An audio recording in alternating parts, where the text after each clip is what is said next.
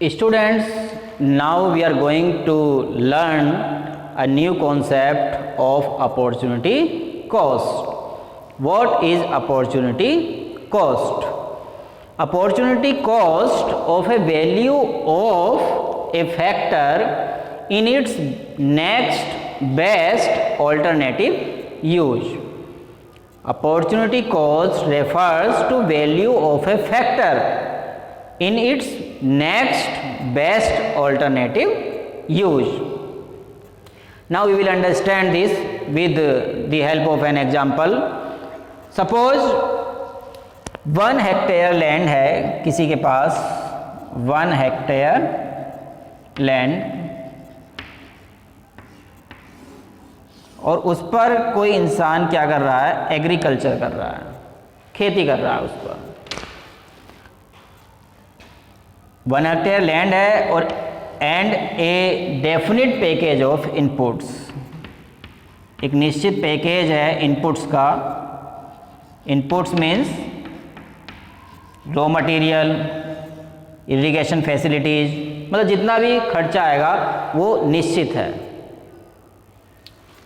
और and there are 2 assumptions also. Technology remains constant during the process of production and resources are fully utilise, और ये जो resources हैं ये पूरी तरीके से यूटिलाइज किए जाएंगे।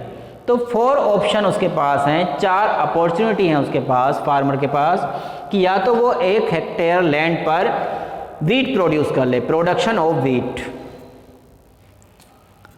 और he can produce rice also, he can produce maize also, and he also can produce on the same land sugarcane also. 4 option suppose उसके पास अवेलेबल हैं।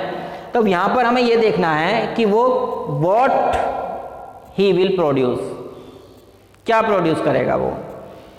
तो देखिए, अगर वीट प्रोड्यूस करता है तो 10,000 रुपीज़ का उसको प्रॉफिट होगा, उसकी जो प्रोडक्शन होगा उसका रिवेन्यू उसको मिलेगा 10,000 रुपीज़। राइस प्रोड्यूस करता है तो उसको इनकम होगी 7,000 रुपीज़ की। मेज प्रोड्यूस करेगा तो 8,000 रुपीज़ मिलेंगे। एंड शुगर कैन अगर प्रोड्यूस करता है तो उसको मिलते हैं 12,000 रुपीज़, क्योंकि वैल्यू शुगर कैन की ज़्यादा है मार्केट में।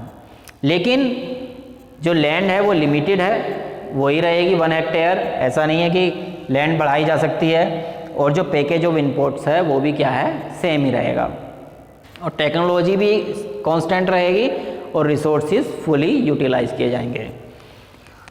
तो देखिए, कंज्यूमर्स, कोई भी जो प्रोड्यूसर है, जो फार्मर है, obviously he will want to produce sugarcane. हर कोई शुगर कैन प्रोड्यूस करना चाहेगा, क्योंकि इससे उसको रिवेन्यू ज़्यादा मिल रहा है, उसको ज़्यादा इनकम हो रही है, 12,000 रुपीज़। लेकिन अगर वो वीट प्रोड्यूस करता है तो उसको 10,000 रुपीज़ मिलते। तो हमने इसकी अपॉर्चुनिटी कॉस्ट की डेफिनेशन पढ़ी, value of A factor in its next best alternative use. Means अगर वो 12,000 रुपीज़ गेट करता है तो उसको 10,000 रुपीज़ का जो प्रोडक्शन है इसका लॉस करना पड़ेगा, क्योंकि अगर वो वीट का प्रोडक्शन करेगा जो नेक्स्ट बेस्ट ऑल्टरनेटिव है यूज है, तब उसको 10,000 रुपीज़ मिल जाते हैं।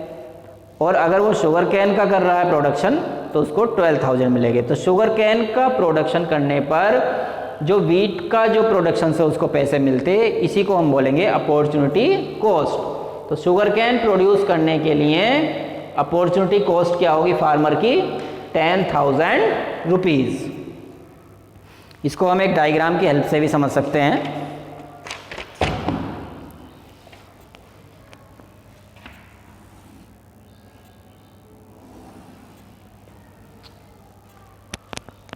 यूज टू, यहाँ पर मिल रहा है 10,000 रुपीज़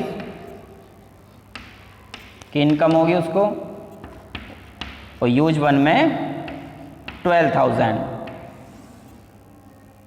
तो 12,000 मान लीजिए गेट कर रहेगा वो, तो उसको ये जो 10,000 है इसको लॉस करना पड़ेगा, और इसको हम बोलते हैं अपॉर्चुनिटी कॉस्ट।